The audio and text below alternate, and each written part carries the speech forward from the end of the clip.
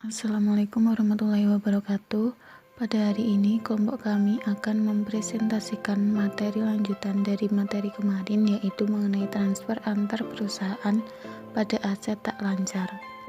Perkenalkan, kami dari kelompok 10 yang beranggotakan Eni Sulistiani, Anggita Pandia, Prastiwi, dan Uhti Mubarokah. Kita akan mulai masuk materi mengenai transfer antar perusahaan berupa aset disusutkan. Laba antar perusahaan belum terrealisasi dari aset disusutkan atau diamortisasi dianggap akan terrealisasi secara bertahap selama sisa umur ekonomis aset tersebut bersamaan dengan penggunaannya oleh afiliasi pembeli dalam menghasilkan pendapatan dari pihak non-afiliasi. Kemudian jumlah penyusutan yang diakui dalam pembukuan perusahaan setiap periode atas aset yang dibeli dari afiliasi berdasarkan pada harga transfer antar perusahaan. Akan tetapi, berbeda hal ini dari sudut pandang konsolidasian. Sudut pandang konsolidasi penyusutan harus didasarkan pada biaya perolehan aset tersebut, yaitu biaya perolehan aset dari pihak yang semula membeli aset tersebut dari pihak luar. Ayat jurnal eliminasi yang diperlukan dalam kertas kerja konsolidasian diperlukan untuk menyatakan kembali aset tersebut. Kita akan masuk ke contoh. Contohnya adalah penjualan downstream, di mana PT Induk akan melakukan penjualan ke PT Anak. Asumsikan bahwa PT Induk menjual peralatan ke PT Anak pada tanggal 31 Desember 2001 seharga 7 juta. Kemudian biaya perolehan peralatan PT Induk sebesar Rp 9 juta pada saat dibeli pada tanggal 31 Desember 2000X8. 3 tahun sebelum 31 Desember 2000X1 dan telah disusutkan menggunakan metode garis lurus dengan umur 10 tahun tanpa nilai sisa. Kemudian untuk perhitungan nilai buku peralatan sesaat sebelum penjualan PT Induk dihitung dengan biaya perolehan awal PT Induk sebesar Rp 9 juta, kemudian akumulasi penyusutan per 31 Desember 2000X1 sebesar penyusutan tahunan 9 juta dari biaya perolehan dibagi dengan 10 tahun sama dengan 900.000, jumlah tahunnya adalah 3, jadi 2.700.000. Maka akumulasi penyusutannya per 31 Desember 2000X1 adalah 2.700.000, sehingga didapatkan nilai buku sebesar 6.300.000 didapatkan dari 9 juta dikurangi 2.700.000. Kemudian PT Induk juga mengakui keuntungan sebesar 700 dari harga jual peralatan sebesar 7 juta dikurangi dengan nilai buku peralatan 6.700.000. Ayat jurnal Perusahaan terpisah 2000X1. PT Anak mencatat pembelian peralatan sebesar biaya perolehan dengan menjurnal pada tanggal 31 Desember 2000X1 dengan debit peralatan sebesar 7 juta dan kreditnya adalah kas sebesar 7 juta. Kemudian PT Induk juga harus mencatat penyusutan peralatan tahun X 2000X1 karena memiliki aset tersebut sampai akhir tahun. Pada 31 Desember 2001 PT Induk mencatat beban penyusutan di debit sebesar 900.000 dan akumulasi penyusutan di kredit sebesar 900.000.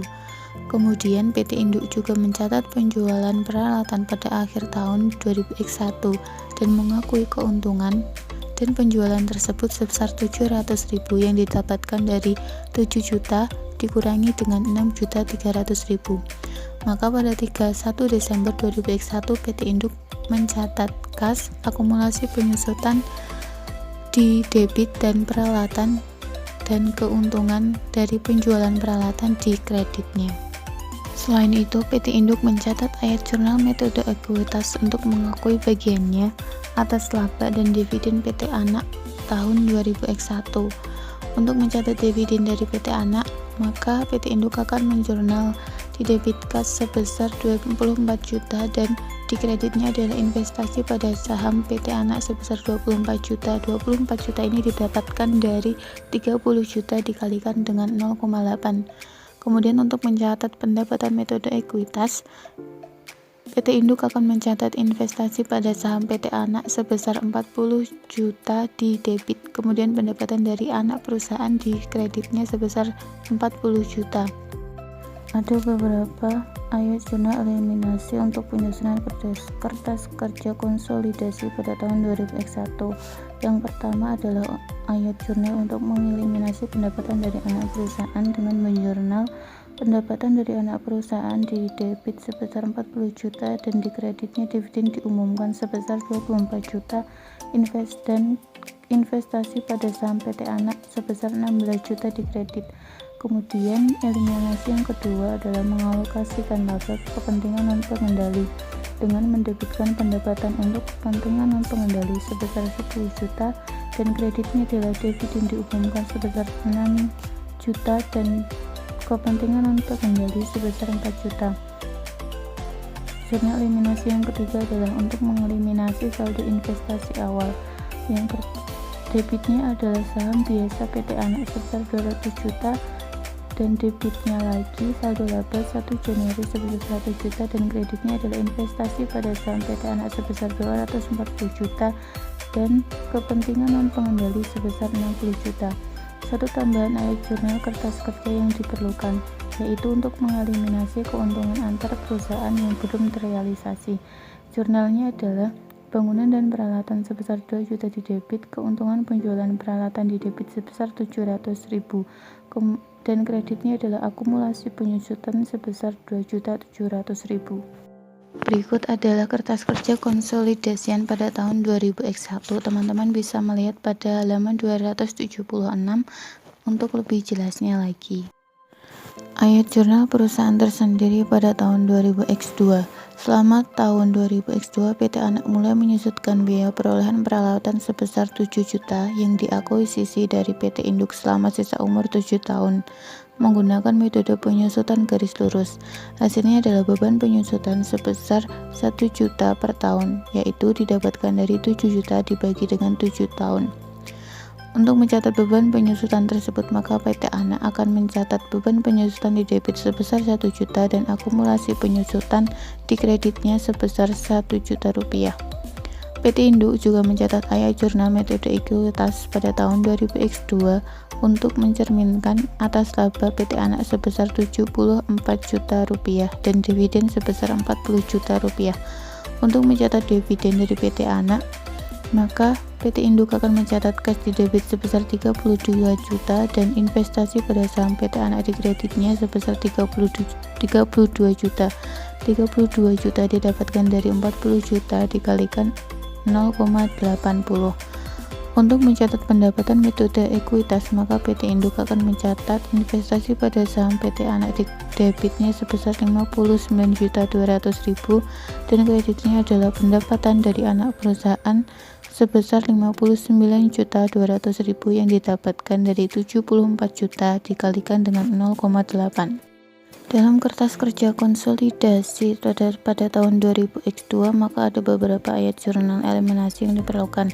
Yang pertama adalah ayat jurnal untuk mengeliminasi pendapatan dari anak perusahaan, maka akan mencatat pendapatan dari anak perusahaan sebesar 59.200.000 dan kreditnya adalah dividen diumumkan serta investasi pada saham PT Anak.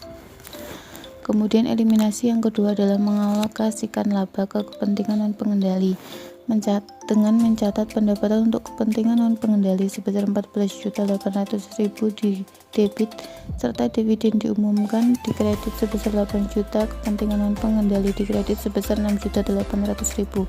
Eliminasi yang ketiga adalah mengeliminasi saldo investasi awal dengan mendebitkan saham biasa PT Anak serta saldo laba 1 Januari dan mengkreditkan investasi pada saham PT Anak serta kepentingan non-pengendali.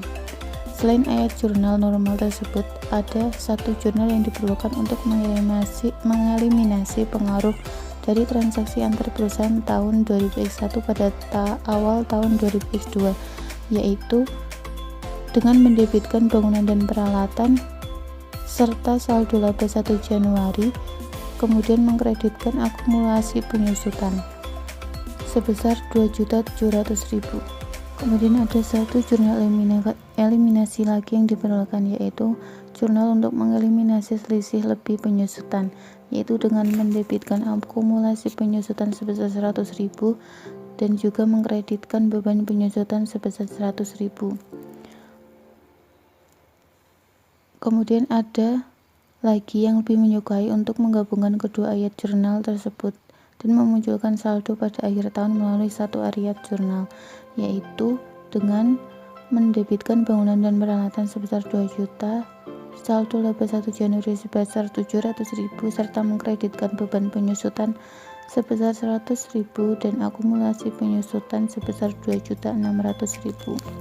Setelah semua ayat jurnal eliminasi dibuat dalam kertas kerja, saldo yang disesuaikan telah mengeluarkan pengaruh dari transfer antar perusahaan, seperti yang dijelaskan di slide. Berikut adalah kertas kerja konsolidasi pada tanggal 31 Desember 2002. Untuk lebih jelasnya, teman-teman bisa membuka halaman 279. Selanjutnya kita akan membahas mengenai laba neto dan saldo laba konsolidasi.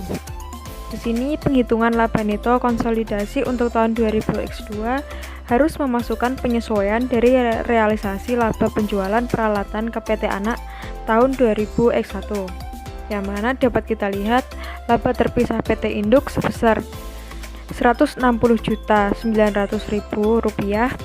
Kemudian ada realisasi sebagian dari keuntungan antar perusahaan belum direalisasi dari penjualan peralatan arus ke bawah sebesar Rp100.000. Kemudian ada laba direalisasi terpisah PT Induk itu sebesar 161 juta. Kemudian ada bagian PT Induk atau laba PT Anak, yaitu laba neto PT Anak sebesar 74 juta. Kemudian ada bagian proporsional PT Induk sebesar 0,8 juta, itu dikalikan kemudian menghasilkan Rp59.200.000, sehingga dapat diketahui laba neto konsolidasi tahun 2002 sebesar Rp220.200.000. Selanjutnya yaitu kepemilikan minoritas, yang mana laba yang dialokasikan ke pemegang saham minoritas di tahun 2002 sama dengan bagian proporsionalnya atas laba direalisasi dan dilaporkan anak perusahaan. Laba PT Anak untuk tahun 2002 sebesar Rp74 juta dan bagian kepemilikan pemegang saham minoritas sebesar 20% adalah Rp14.800.000, yang mana dari laba PT Anak dikalikan dengan 20%. Total kepemilikan minoritas pada akhir tahun 2002 adalah sebesar Rp70.800.000, yaitu sama dengan bagian proporsional pemegang saham minoritas atas nilai buku anak perusahaan. Kemudian konsolidasi di tahun-tahun berikutnya. Prosedur konsolidasi di tahun-tahun berikutnya relatif sama dengan prosedur di tahun 2002. Selama PT Anak terus memiliki dan menyusutkan peralatan tersebut, prosedur konsolidasi terdiri atas: yang pertama, menyatakan kembali saldo aset dan akumulasi penyusutan; yang kedua, menyesuaikan beban penyusutan untuk tahun berjalan; ketiga, mengurangi saldo awal tahun sebesar jumlah keuntungan antar perusahaan belum direalisasi pada awal tahun. Sebagai contohnya, ada di buku mengenai ayat jurnal terpilih dari kertas kerja konsolidasi tanggal 31 Desember 2000X3 untuk PT Induk dan PT Anak, yang mana ayat jurnal tersebut sama dengan ayat jurnal E35 dan E36 tahun 2000X2, kecuali ada tambahan keuntungan antar perusahaan sebesar Rp100.000 yang sudah direalisasi pada akhir tahun 2000X2. Oleh karena itu, pengurangan saldo laba awal di ayat jurnal E37 sebesar Rp600.000, yaitu keuntungan antar perusahaan awal sebesar Rp700.000 dikurangi bagian keuntungan yang sudah direalisasi di tahun 2000X2 sebesar Rp100.000. Kredit pada akumulasi penyusutan untuk tahun 2000X2 di ayat jurnal E37 lebih kecil Rp100.000 dibandingkan di ayat jurnal E35 karena PT Anak telah mengkredit akumulasi penyusutan lebih besar Rp100.000 pada pembukuannya dibandingkan yang seharusnya untuk tujuan pelaporan konsolidasi. Oleh karena itu jumlah ini terbawa ke kertas kerja, maka pernyataan kembali dari akumulasi penyusutan awal di ayat jurnal E37 lebih kecil Rp100.000 dibandingkan tahun sebelumnya. Selanjutnya, perubahan estimasi umur aset setelah transfer. Pada saat aset disusutkan antar perusahaan, perubahan estimasi sisa umur ekonomis dapat terjadi. Sebagai contoh, perusahaan pengakuisisi mungkin menggunakan aset tersebut untuk produksi yang berbeda atau frekuensi penggunaan berubah. Jika terjadi perubahan estimasi sisa umur aset disusutkan pada saat transfer antar perusahaan, maka perlakuannya sama dengan jika perubahan tersebut terjadi pada saat aset tersebut masih terdapat pada pembukuan afiliasi yang mentransfer. Sisa masa manfaat yang baru digunakan sebagai dasar penyusutan, baik untuk afiliasi pembelian maupun untuk tujuan penyusunan laporan keuangan konsolidasi. Slide selanjutnya yaitu penjualan arus ke atas. Perlakuan laba belum direalisasi dari penjualan antar perusahaan arus ke atas sama dengan perlakuan untuk penjualan arus ke bawah, kecuali laba belum direalisasi. Dengan pengakuan realisasi berikutnya, harus dialokasikan antara kepemilikan mayoritas dan minoritas. Asumsikan bahwa PT Anak menjual peralatan ke PT Induk seharga Rp7 juta pada tanggal 31 Desember 2001 dan melaporkan total laba untuk tahun 2001 sebesar Rp50.700.000, termasuk keuntungan dari penjualan peralatan sebesar Rp700.000. PT Anak semula membeli peralatan tersebut seharga Rp9 juta. 3 tahun sebelumnya terjadi penjualan antar perusahaan. Kemudian, untuk nilai buku peralatan pada tanggal penjualan tersebut dapat kita lihat sebagaimana dijelaskan di buku, yaitu biaya perolehan awal PT Anak yaitu sebesar Rp9 juta, kemudian dilakukan akumulasi penyusutan per 31 Desember 2001 yang mana penyusutan tahunan yaitu Rp9 juta dibagi dengan 10 tahun sebesar Rp900.000, kemudian dikalikan dengan jumlah tahun yaitu 3 yang menghasilkan Rp2.700.000, sehingga nilai buku per 31 Desember 2001 ini yaitu sebesar Rp6.300.000. Kemudian ada ayat jurnal perusahaan terpisah 2001. PT Anak mencatat penyusutan atas peralatan untuk tahun berjalan dan menjual peralatan ke PT Induk pada tanggal 31 Desember 2001 dengan ayat jurnal sebagai berikut. Pada tanggal 31 Desember 2001 ada 2 ayat jurnal, yaitu yang pertama, beban penyusutan sebesar Rp900.000 pada debit dan akumulasi penyusutan pada kredit sebesar Rp900.000. Di sini mencatat beban penyusutan tahun 2001 atas peralatan yang dijual. Kemudian ayat jurnal nomor 40 yaitu pada posisi debit ada kas sebesar Rp7 juta, ada akumulasi penyusutan sebesar Rp2.700.000, dan pada posisi kredit ada peralatan sebesar Rp9 juta, kemudian mencatat penjualan peralatan sebesar Rp700.000. Kemudian PT Induk mencatat pembelian peralatan dari PT Anak dengan ayat jurnal berikut.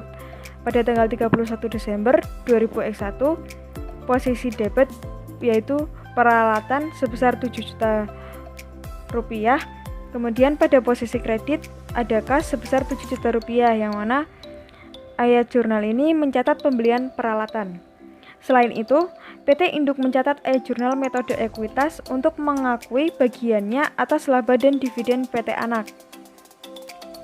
Di sini ada 2 jurnal. Yang pertama, pada posisi debit ada kas sebesar Rp24 juta dan posisi kredit ada investasi pada saham PT Anak sebesar Rp24 juta, yang mana mencatat dividen dari PT Anak yaitu 30 juta dikali 0,80. Dan ayat jurnal yang kedua yaitu investasi pada saham PT Anak posisi debit sebesar Rp40.560.000 dan pada posisi kredit ada pendapatan dari anak perusahaan sebesar Rp40.560.000, yang mana mencatat pendapatan metode ekuitas yaitu 50 juta rupiah ditambah 700.000 rupiah dikalikan dengan 0,80. Nah, selanjutnya ini yaitu mengenai kertas kerja konsolidasi 2000X1. Nah, kertas kerja konsolidasi untuk tahun 2000X1 ini disajikan di figur 6 strip 7. Teman-teman bisa lihat gambarnya di PowerPoint dan juga teman-teman juga bisa lihat di buku. Nah, dari kertas kerja ini sama dengan yang disajikan pada figur 6 strip 5. Nah, tetapi ada pengecualian. Di kertas kerja ini terdapat modifikasi untuk mencerminkan penjualan peralatan arus ke atas. Di kertas kerja konsolidasi ini ada beberapa jurnal eliminasi, yaitu mengeliminasi pendapatan dari anak perusahaan, mengalokasikan laba kepemilikan minoritas, mengeliminasi saldo investasi awal, dan mengeliminasi keuntungan belum direalisasi dari penjualan peralatan arus ke atas. Ayat jurnal eliminasi konsolidasi untuk tahun 2000X2. Di sini ada 5 ayat jurnal eliminasi yang digunakan untuk penyusunan laporan keuangan konsolidasian. Yang pertama yaitu untuk mengeliminasi pendapatan dari anak perusahaan, di mana di sisi debit yaitu ada pendapatan dari anak perusahaan, dan di sisi kredit yaitu dividen diumumkan dan investasi pada anak saham. Ayat jurnal yang kedua yaitu digunakan untuk mengalokasikan laba ke kepentingan non-pengendali, di mana di sisi debit ada pendapatan untuk kepentingan non-pengendali, dan di sisi kreditnya ada dividen diumumkan serta kepentingan non-pengendali. Ayat jurnal yang ketiga yaitu digunakan untuk mengeliminasi pendapatan saldo investasi awal, di mana di sisi debit ada saham biasa PT Anak dan saldo laba 1 Januari, dan di sisi kreditnya ada investasi pada saham PT Anak serta kepentingan non-pengendali. Ayat jurnal yang keempat digunakan untuk mengeliminasi keuntungan belum terrealisasi dari penjualan upstream atas peralatan, yang mana di sisi debit ada bangunan dan peralatan, saldo laba 1 Januari, dan kepentingan non-pengendali, dan di sisi kreditnya yaitu akumulasi penyusutan, serta yaitu ayat jurnal yang terakhir yang digunakan untuk mengeliminasi selisih lebih penyusutan, yang mana sisi debitnya yaitu akumulasi penyusutan dan sisi kreditnya beban penyusutan. Laba bersih konsolidasi. Laba tersendiri PT Induk untuk tahun 2000X2 adalah sebesar 159 juta rupiah setelah mengurangi tambahan sebesar 1 juta rupiah untuk penyusutan atas aset yang ditransfer. Laba bersih konsolidasi untuk tahun 2000X2 dapat dihitung dengan dua cara, yaitu dengan menjumlahkan laba tersendiri PT Induk dengan laba bersih terrealisasi, kemudian mengurangkannya dengan laba untuk kepentingan non-pengendali, sehingga hasil yang diperoleh untuk laba kepentingan pengendali menjadi Rp219.800.000. Adapun cara yang kedua yaitu dengan menjumlahkan laba tersendiri PT Induk dengan bagian PT Induk atas laba bersih realisasi PT Anak, sehingga laba untuk kepentingan non-pengendali yaitu sama Rp219.800.000. Kepentingan non-pengendali. Untuk perhitungannya seperti yang tertera pada video, di mana bagian kepentingan non-pengendali atas bagian laba sebesar Rp15.200.000 untuk tahun 2000X2 yang dihitung sebagai bagian proporsional pemegang saham non-pengendali dan laba terrealisasi PT Anak, yaitu 76 juta dikalikan dengan 0,20. Untuk total kepentingan non-pengendali ini dihitung sebagai bagian proporsional pemegang saham non-pengendali atas ekuitas pemegang saham PT Anak, tidak termasuk keuntungan dan kerugian belum terrealisasi. Sehingga pada tanggal 31 Desember 2000X2, Total kepentingan non-pengendali yang diperoleh yaitu sebesar Rp71.200.000. Transfer aset sebelum akhir tahun. Pada transfer aset akhir periode ini, sebagian dari keuntungan atau kerugian antar perusahaan dianggap terrealisasi pada periode transfer. Jika hal tersebut terjadi, maka ayat jurnal eliminasi kertas kerja pada akhir tahun tersebut harus memasukkan pengaruh beban penyusutan dan akumulasi penyusutan. Jumlah penyesuaian ini sama dengan selisih antara penyusutan yang dicatat oleh pembeli dan penyusutan yang seharusnya dicatat oleh penjual untuk periode yang dimulai dari saat penjualan antar perusahaan. Transfer antar perusahaan berupa aset diamortisasi. Dalam hal amortisasi, selain menetokkan akumulasi amortisasi dari aset tak berwujud terhadap biaya perolehan aset, penjualan aset tak berwujud antar perusahaan diperlakukan dengan cara yang sama dengan penjualan aset berwujud antar perusahaan. Eliminasi transaksi antar perusahaan harus memasukkan penghapusan keuntungan antar perusahaan yang tidak terrealisasi.